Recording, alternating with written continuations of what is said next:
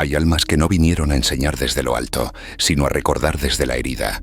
No hablaron de amor porque lo entendieran, sino porque tuvieron que aprender a dárselo cuando nadie más lo hizo. Esta es la historia de una mujer que no sanó su vida cambiando el mundo, sino cambiando la forma en la que se hablaba cuando nadie la escuchaba. Esta es la historia de Louise Hay. Louise Hay no nació en un entorno donde el amor fuera un lugar seguro. No llegó al mundo sintiéndose sostenida, protegida o vista. Y cuando eso ocurre en los primeros años de vida, el alma no se rompe de inmediato. Primero se adapta, aprende a observar, aprende a medir, aprende a no pedir demasiado porque pedir demasiado suele doler. Hay infancias donde no hay golpes visibles, pero sí ausencias profundas, donde nadie te dice que no vales, pero tampoco nadie te recuerda que sí. Y esa falta de reflejo amoroso deja una huella silenciosa, la sensación de que hay algo en ti que no termina de ser suficiente. Louise creció en ese tipo de atmósfera, un entorno donde el afecto no era constante, donde la seguridad emocional no estaba garantizada y donde la vulnerabilidad no tenía espacio. Y así, muy pronto, aprendió una lección que millones de personas aprenden sin darse cuenta, que para sobrevivir hay que endurecerse por dentro.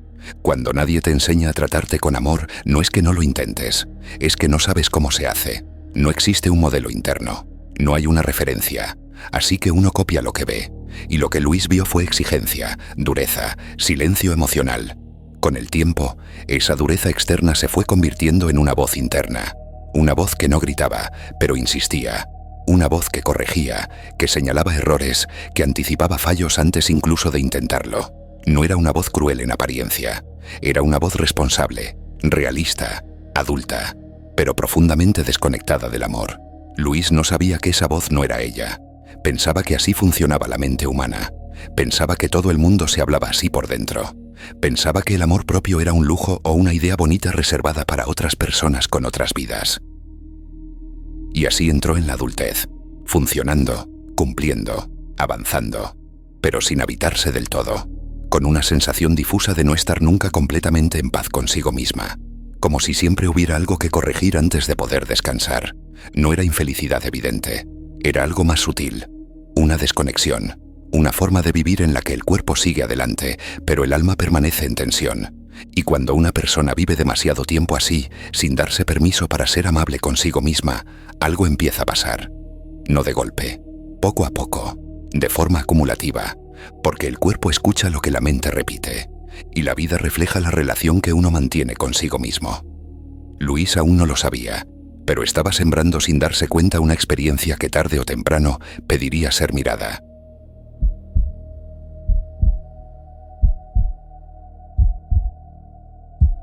Durante mucho tiempo, Louise siguió viviendo como había aprendido, no porque estuviera bien, sino porque era lo único que conocía. Vivir en tensión interna se había vuelto normal, no había contraste, no había otro modelo con el que compararse. Así que siguió adelante sin hacerse demasiadas preguntas, sosteniéndose a base de voluntad, de autocontrol, de una fortaleza que no se apoyaba en el amor, sino en la resistencia. Pero el cuerpo no vive de ideas, el cuerpo vive de coherencia, y cuando una persona pasa demasiados años tratándose con dureza, ignorando sus propias necesidades emocionales, sosteniendo una exigencia constante hacia sí misma, el cuerpo empieza a acumular esa información. No la juzga, no la interpreta, la registra. Al principio las señales son pequeñas, un cansancio que no se va, una sensación de desgaste que no encaja con la edad, una tensión de fondo que acompaña incluso en los momentos de calma. Louise, como tantas personas, siguió adelante ignorando esos avisos, porque cuando has aprendido a sobrevivir, parar se siente peligroso, hasta que llegó un punto en el que el cuerpo dejó de susurrar. La enfermedad no apareció como un evento aislado, sino como una interrupción total. Una pausa forzada que rompía el ritmo de la vida que llevaba hasta entonces. De repente, ya no podía seguir funcionando igual. Ya no podía sostener la misma narrativa de fortaleza. Algo se había roto, o quizá algo estaba intentando recomponerse. Ese momento no fue solo físico, fue profundamente existencial. Todo lo que antes parecía importante perdió peso. Las obligaciones, las expectativas, incluso la identidad que había construido para sobrevivir, comenzaron a resquebrajarse, porque cuando el cuerpo dice basta, no queda espacio para seguir fingiendo. Louise se encontró frente a una pregunta que no había querido hacerse nunca. No era una pregunta intelectual, era una pregunta que se sentía en el pecho, en el estómago, en la respiración. ¿Cómo he estado viviendo conmigo misma? No preguntó por el pasado. No buscó culpables externos. Miró hacia adentro.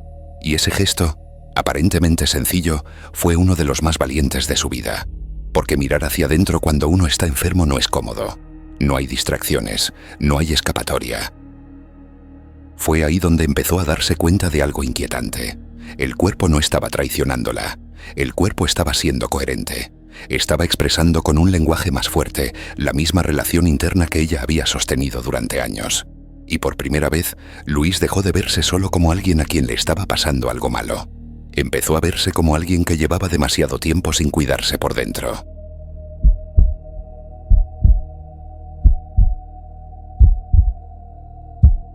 En ese espacio de pausa obligada, Louise empezó a observar su mundo interior con una atención nueva.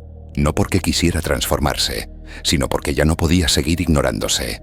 El silencio que trajo la enfermedad dejó al descubierto algo que siempre había estado ahí, pero que ahora se volvía imposible de esquivar: su diálogo interno. No eran pensamientos extraordinarios, no eran grandes dramas mentales, eran frases pequeñas, repetidas casi automáticas, comentarios que aparecían al cometer un error, juicios silenciosos al mirarse, exigencias constantes incluso en los momentos de descanso, una forma de hablarse que no dejaba espacio para la compasión. Lo más difícil de aceptar no fue la dureza de esa voz, sino su familiaridad. Louise se dio cuenta de que esa forma de hablarse le resultaba normal, tan normal que nunca la había cuestionado. Pensaba que eso era pensar, pensaba que eso era ser adulta, pensaba que así funcionaba la mente. Pero al observarla con más atención, algo empezó a desmoronarse. Esa voz no la ayudaba, no la sostenía, no la cuidaba, solo la mantenía en un estado constante de tensión y vigilancia, como si nunca fuera suficiente, como si siempre hubiera algo que corregir antes de poder sentirse en paz. Y entonces apareció una comprensión incómoda, pero liberadora. Nadie la estaba atacando en ese momento, nadie la estaba exigiendo, nadie la estaba rechazando, y aún así, la violencia interna seguía ocurriendo. La voz más dura no venía del mundo, venía de dentro. Esa revelación removió algo profundo, porque implicaba asumir que el sufrimiento no se mantenía solo por lo que había pasado, sino por lo que ella seguía repitiéndose cada día sin darse cuenta. No era una culpa, era una toma de conciencia. Louise empezó a experimentar con algo radicalmente nuevo: observar esa voz sin obedecerla, escuchar el pensamiento sin creerlo automáticamente, darse cuenta de que lo que se decía no era una verdad absoluta, sino un hábito aprendido.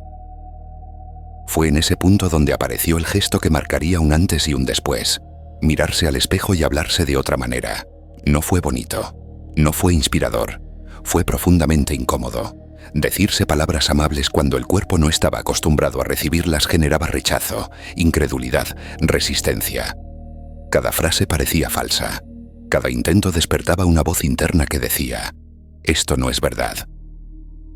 Pero Louise persistió, no porque creyera del todo en lo que decía, sino porque sabía que seguir hablándose con desprecio la mantenía exactamente en el mismo lugar.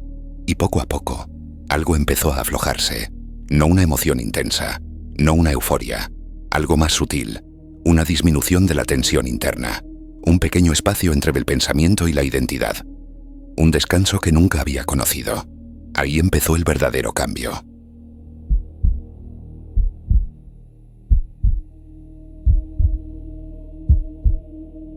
Louise Hay no despertó un día sintiéndose distinta. No hubo un momento concreto en el que pudiera decir: a partir de aquí todo cambió.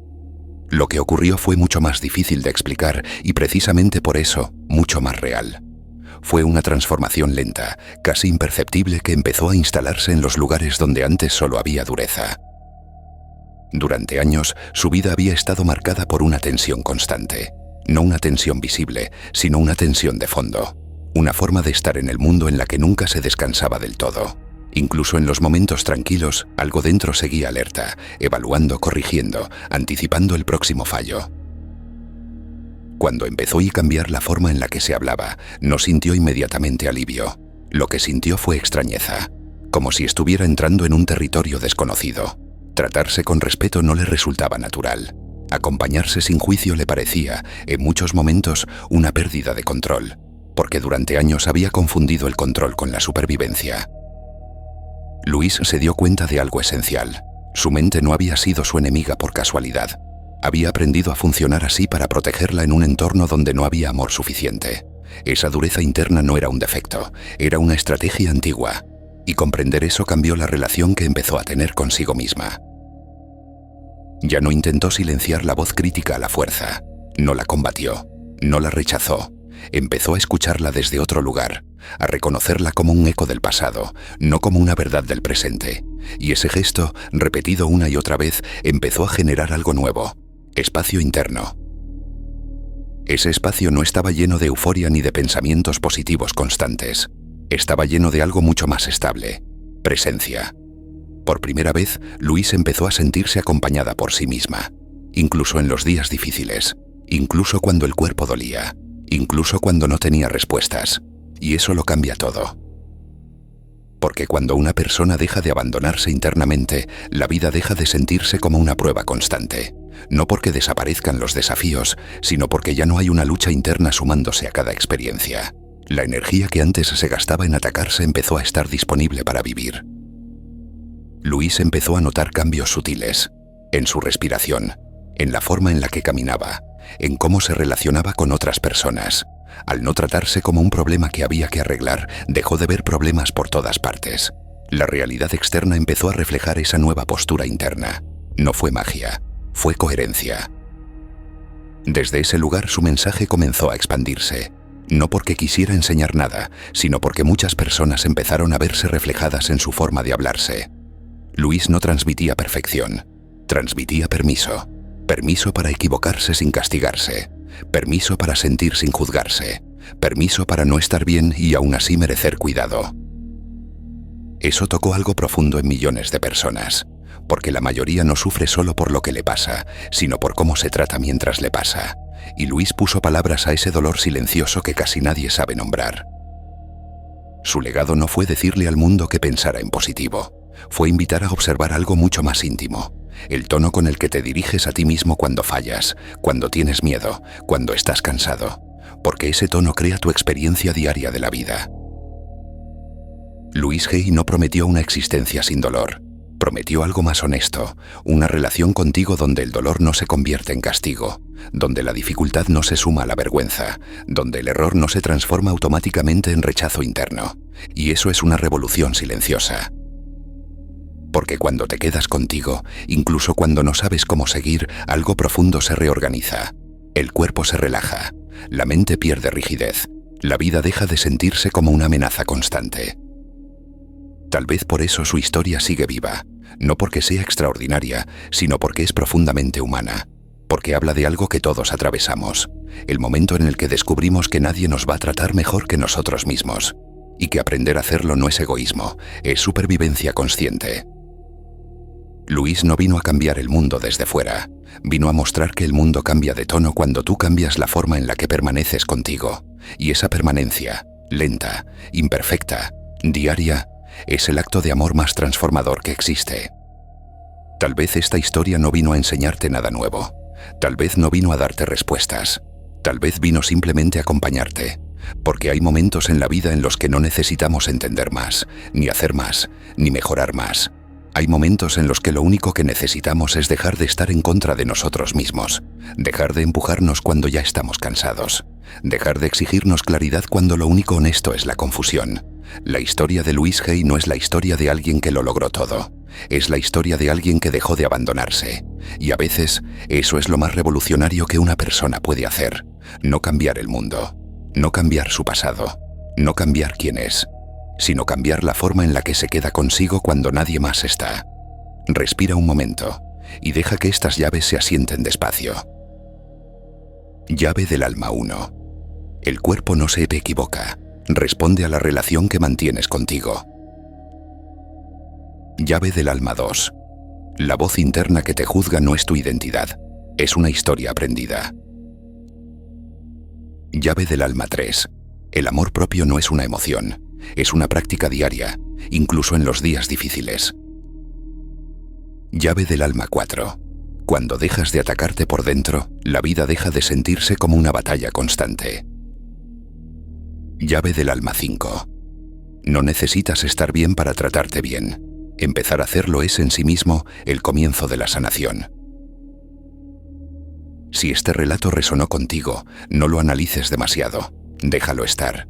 A veces el alma no necesita comprensión, solo presencia. Y si quieres seguir escuchando historias que no buscan impresionar, sino acompañar, puedes quedarte por aquí. Suscribirte, dejar un like o compartir este vídeo no es solo apoyar al canal. Es permitir que estos relatos lleguen a otras almas que quizá hoy también lo necesitan. Gracias por estar. Gracias por escuchar.